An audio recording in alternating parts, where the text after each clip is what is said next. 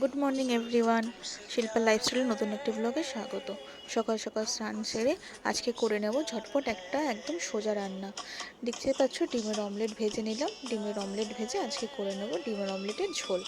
কড়াইতে দিয়ে দিয়েছি গোটা গরম মশলা, পেঁয়াজ আর আলু। এবার দিয়ে দেবো আগে থেকে বানিয়ে রাখা একটা মশলা। এর মধ্যে আছে আদা রসুনের পেস্ট, হলুদ আর লঙ্কা গুঁড়ো।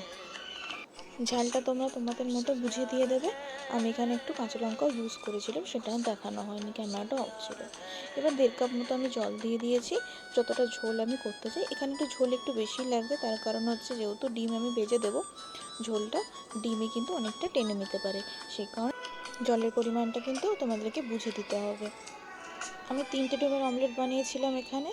আমি অমলেটগুলো এখন দিয়ে দেবো আর ভালো করে খুন্তি দিয়ে একটু নাড়িয়ে নেবো, যাতে ঝোলের মধ্যে ডিমগুলো ভালো করে ডুবে যায়, না হলে খেতে খুব একটা স্বাদ হবে না। এবার দিয়ে দেবো আমি 1 চামচ মতো ঘি। আমি আমুলের ঘিটা ইউজ করি, তোমরা একবার এটা ট্রাই করে দেখতে পারো। আশা করি এই রান্নাটা অনেকেই জানো। তোমাদের কেমন লাগে আমাকে জানিও। আমার কিন্তু রান্না কমপ্লিট, আমি ঘি দিয়ে দিয়েছি। এবার হচ্ছে শুধু সার্ভ করার পালা।